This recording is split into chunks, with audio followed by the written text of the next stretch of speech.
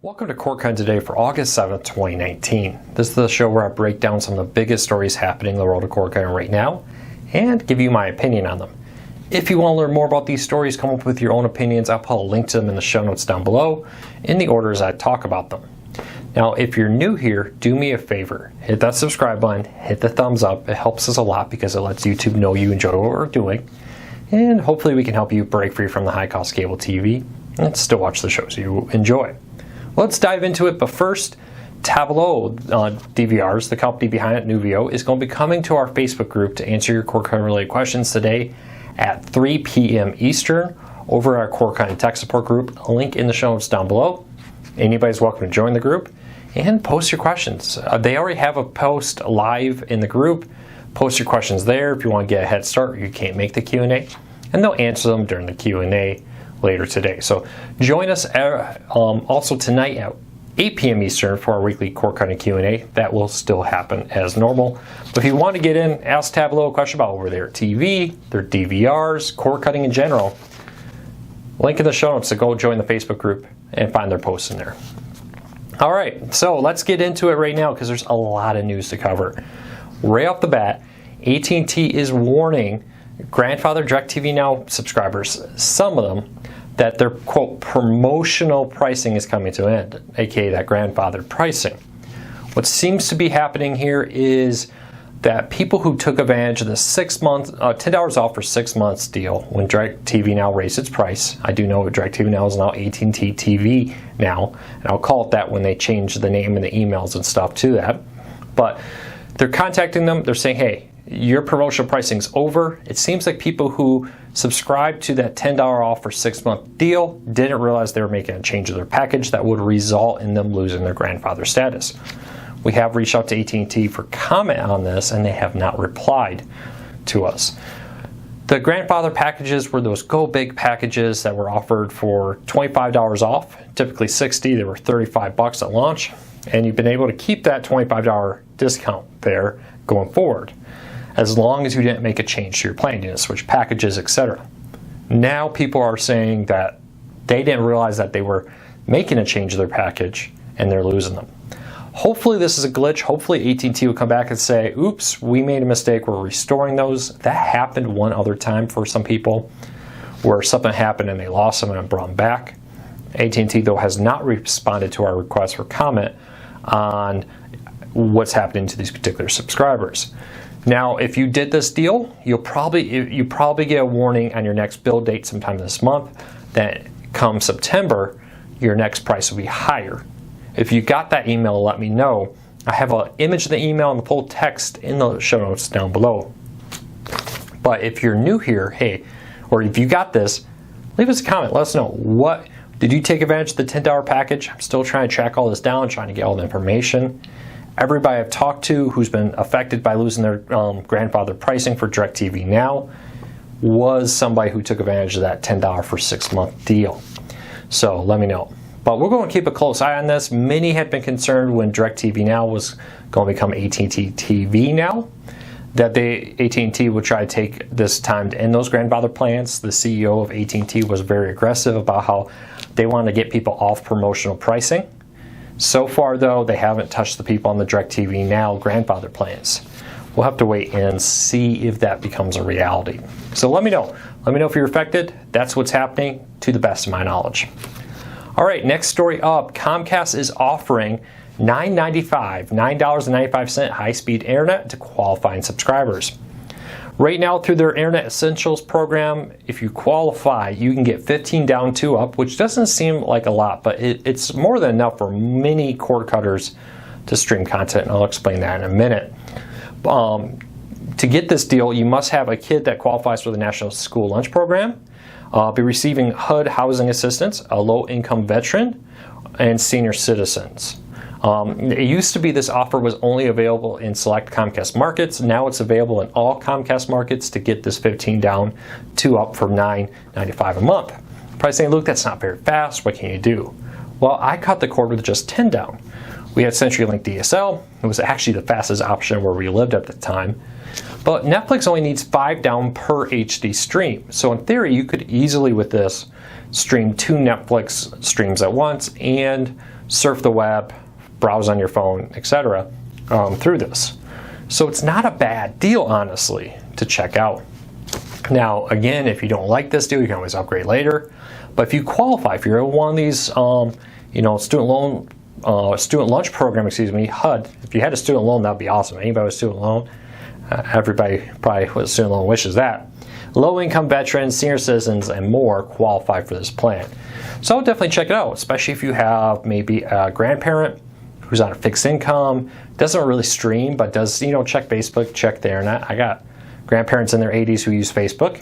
So check it out. I'll put a link to this deal in the show notes, and don't disregard it just because it's 15 down.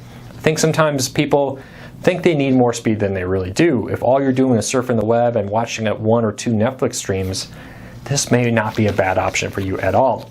My rule of thumb for internet is always start low, because they will always raise you, right? It's hard when you say I signed up for the most expensive plan they have, realize I don't use it. It's hard to convince Comcast and others to downgrade you to a cheaper plan. They're going to say you signed a contract, you're stuck. But to go from a lower plan to a higher plan at any time, they're willing to do that. So keep that in mind. All right, speaking of high-speed internet, many had feared that Google was done with their fiber experiment. Well, now Google has announced that they're going to be expanding fiber in Austin, Texas, using fixed wireless. This Google Fiber Web Pass is what they're calling it, is quickly becoming an example across the industry of what's happening out there. Many companies are doing this where they'll run fiber along main conduits and then connect these fixed wireless systems. Google says they go 1.5 kilometers past wherever that transmitter is and covers that area with high-speed wireless internet. And they say they can get a gigabyte speed through this fixed wireless plan. Now, Google is connecting some apartment buildings to this right now, but they say that they can quickly roll this out to other areas around Austin, and they're doing this in other markets around the United States too. The issue here is with fiber. It's literally digging up a street to each person's house, right? If I have fiber, I have to dig up your yard, I have to dig up your street to bring you service. With this, I can just go down the main street by your home, put up a transmitter on a lighting pole or on a power pole, and then your entire neighborhood now has high-speed gigabit internet from Google Fiber in a fraction of time. C-Spire has been doing this, and a collection of other companies have too, where instead of running fiber to each home, they just run fiber to a select fixed point in your neighborhood, and then they put it up there. Fraction of the cost, fraction of the time, but they can offer you the same speed, the same power. This to me is one of the more interesting options out there, especially in large cities, in rural areas. A 1.5 kilometers may not seem like much, but it's a lot better than literally dragging fiber to each home. So keep an eye on this. Hopefully Google and others continue to do this. You add in 5G, you add in satellite, you add in all these other internet options, and it's really growing. Another company who's been investing heavily on this is Microsoft. Microsoft's actually been in partnership with different companies to do these fixed wireless plans in rural America to bring small towns high-speed internet, because again, you think about it, you bring one fiber line into a small town, you connect a few of these towers on it, and you can cover a whole small town with gigabit internet in a couple months versus a couple of years. That's the big difference here, so keep that in mind. All right, next story up of the day. And let me know, anybody here with one of these fixed wireless? Are you using C-Spire, Starry, one of these Microsoft options, maybe Google's system? Leave us a comment, let me know. I'd love to hear from anybody using fixed wireless. I know in our last survey, a shocking number of people said they use a fixed wireless home internet service, so let me know. All right. Yesterday was Disney's earnings number for their third quarter. Disney starts their calendar year in October. So while it's second quarter 2019, for Disney it's the third quarter. So keep that in mind. That confused some people, just to be clear. Some companies do a different calendar year because they try not to have, for instance, Christmas, New Year's is a big time of the year for Disney. The theme parks are busy, merchandise is selling with the holidays and more. It's best for them to move it a little forward or a little back. Some companies don't start their year until the second quarter. Some start it in the fourth quarter of the calendar year. So just keep that in mind. But Disney's third quarter numbers came in, and they made a few announcements. Number one, They reported that Hulu added about 2 million, or excuse me, they added several, I don't have the number, I cut it right off at that line, about 2 million new subscribers to Hulu came in, bringing their total number up to 28 million. I know it's 28 million, I can't remember if it was 2 or 3 or how many million. They added a couple million new subscribers. Murphy's Law, it cuts out right at that line right there. But that is a nice growth. It's Hulu continuing to show growth at a time where Netflix had a little slowdown due to a price hike. Seems that Hulu's plan to cut the price has helped them. But they didn't release exclusive live TV numbers. So we don't know how many of these people are live TV customers versus on-demand customers. What we do know, according to Disney, and take this with a grain of salt because it comes from Disney, is that Hulu was the fastest growing live TV streaming service in the second quarter of 2019, third quarter for them. Now, they didn't say they were the largest, so I would expect that they didn't top that 2.47 million that Hulu or that Sling TV has. Hulu is probably at about 2 million right now. All numbers are pegging Hulu about 2 million live TV subscribers. That means they got 26 or so million on-demand customers. It's also tough because a new live TV subscriber may not necessarily be a new Hulu subscriber, right? You could have Hulu on demand and just add live TV to it, where you're technically not a new subscriber, but you are a new live TV subscriber. So keep that in mind. I'd love to know if you subscribe to Hulu, what do you think of it? Is it worth it? Leave us a little mini review. All right, next story up. Good news for YouTube TV customers who are ACC fans. The ACC network had previously announced Hulu and PlayStation Vue would be getting the new network. Now, yesterday they announced that YouTube TV will be adding the ACC network when it launches on August 22nd of this month, just in time for football season. So keep an eye out for that. Now, a lot of people always say Sling TV has ACC network. They have the ESPN3 preview. So when the ACC network was announced over a year ago now, they started on ESPN3 offering ACC games and stuff streamed there to help build a back catalog, prepare the network, and more. Now, anybody with an ESPN3 access could get that. Sling TV includes ESPN3 in their app. You can still log into the the ESPN app, as it's been renamed, to access ESPN3 and ESPN content from your subscription. Sling TV also includes that inside their app too. They're one of the few services that do that. And that has confused some people. So Sling TV sadly does not have the 24/7 linear network yet announced. Now we're a couple weeks away from it going live, so there's still time for Sling TV and others to announce a deal with the ACC network to be adding it to their lineup. So keep a close eye on that. Hope that answers questions. Any ACC fans? I know I'm a Big Ten fan. Having the Big Ten network is important to me, and I'd love to know how important the ACC network will be to you. All right, next story up of the day. Disney announces, last story too, a $12.99 bundle for Disney Plus, Hulu, and ESPN Plus. This is a great deal. This was the other bombshell from Disney yesterday. Unfortunately, they released some details, but they left a lot of questions there. So this bundle will be for the Hulu limited commercial, Disney Plus, and ESPN Plus.